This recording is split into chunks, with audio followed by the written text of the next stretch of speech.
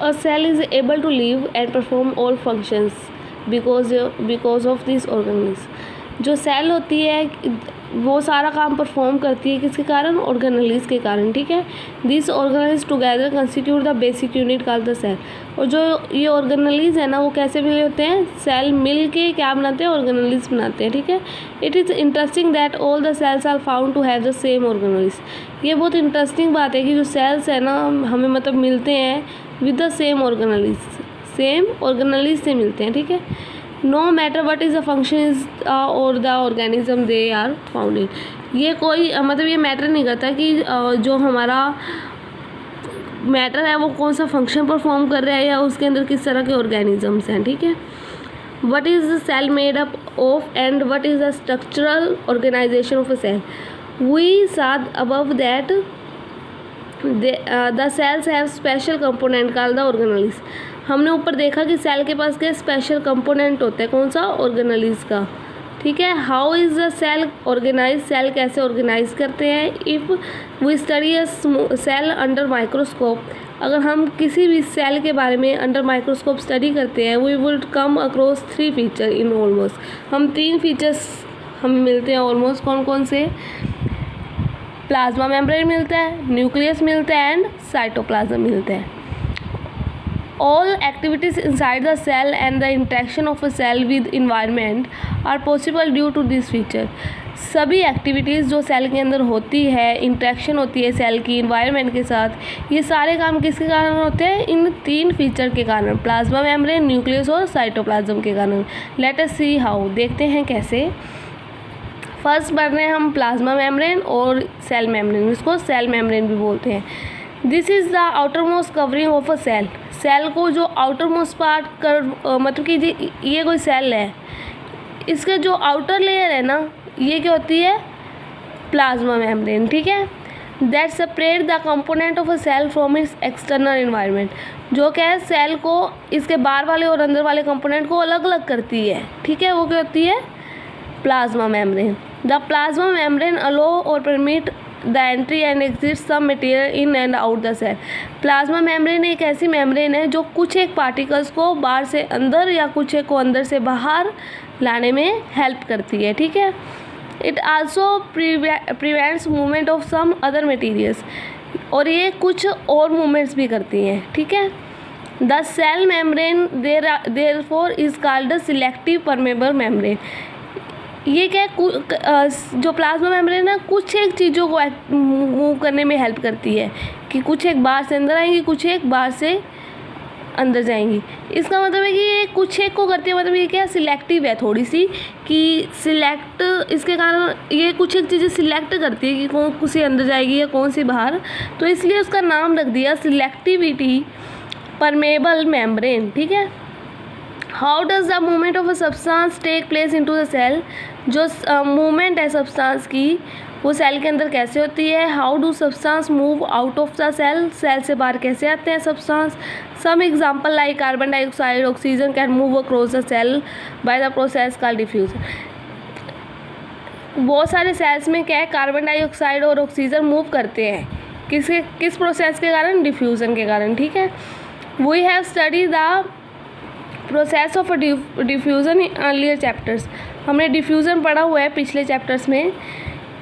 We saw there is a spontaneous movement of a substance from a region of high concentration to low concentration.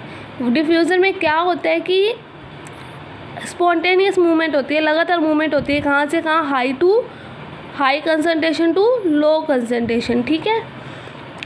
Something similar to happen in a cell, ऐसा ही कुछ cells में होते हैं। For example some substance like CO2 क्या करती है? Accumulates in a high concentration inside the cell. Cell के अंदर ना बहुत ज़्यादा हाई होती है CO2 की concentration. In the cells the external environment the concentration of CO2 is low. और जो CO2 बाहर होती है सेल के वो क्या होती है? लो होती है, ठीक है। As soon there is a difference in the concentration of CO2 की कंसनट्रेशन में डिफरेंस है inside and outside the cell, तो क्या होता है कि जो CO2 है ना, मैंने बोला था हाई टू लो जाती है, ये देख लो ये हमारा सेल है, यहाँ पे CO2 कंसनट्रेशन हाई है, यहाँ पे लो है, ठीक है। CO2 जो इनकी मतलब कि मूवमेंट होती है वो हमेशा हाई टू लो होती है। तो ये क्या है इसके अंदर जो CO2 है ना, मतलब कि as soon there is difference in concentration, हाँ मतलब कि डिफरेंस है, अंदर ज़्यादा है CO2 की कंसनट्रेशन, बाहर कम है। तो CO2 है मूव करेगी कहाँ से, हाई टू लो रीजन के अंदर करेगी, ठीक है, bye the process of diffusion के कारण। सिमिलरली, ठीक है, इसी तरह हम O2 का एग्जांपल ले रहे हैं। O2 क्या है, ये भी डिफ्यूज़न के कारण मूवमेंट करेगी, कहाँ से कहाँ तक करेगी, हाई टू लो ही करेगी। व्हेन द लेवल और concentration of inside the cell decrease. अब O2 का क्या सीन है, मतलब कि O2 है ना वो CO2 के उल्टी होगी। फॉर O2 हम कहेंगे यहाँ पे लो है, यहाँ पे हाई है, ठीक है, ये O2 का एग्जांपल है। अंदर क्या है, लो कंसंट्रेशन है, बाहर क्या है, हाई कंसंट्रेशन है, ठीक है। तो ये क्या है, बाहर से अंदर तक जाएगी, ठीक है, इसमें यही है। अब आगे लेते हैं water also obey the law of diffusion को ओबे करता है। The movement of water molecules through such selective permeable membrane is called osmosis. जो मतलब कि हमने अभी पढ़ा है कि जो वाटर होता है ना उसके अंदर CO2 और जो O2 है उसमें मूवमेंट होती है, किसके कारण होती है, डिफ्यूज़न के कारण। और जो वाटर है उसमें जो मतलब कि मूवमेंट होती है उस प्रोसेस को हम क्या बोलते हैं, ऑस्मोसिस, ठीक है, ये ध्यान रखना। The movement of water across the plasma membrane is also affected by the amount of a substance dissolve in water. जो मतलब वाटर के कारण मूवमेंट होती है वो वाटर पे ही डिपेंड करेगी। The osmosis is the passage of water from a region high to low concentration through selective permeable membrane to a region of low. इसमें क्या है, वाटर में भी क्या है, ये हाई टू लो मूव करेगा वाटर। और ये क्या है, ऑस्मोसिस में देखते हैं कि कहाँ हाई होते हैं कहाँ लो होते हैं। इसमें हमें कैसे पता लगेगा कि कहाँ अंदर से बाहर आ रही है, बाहर से अंदर आ रही है, वो देखते हैं हम।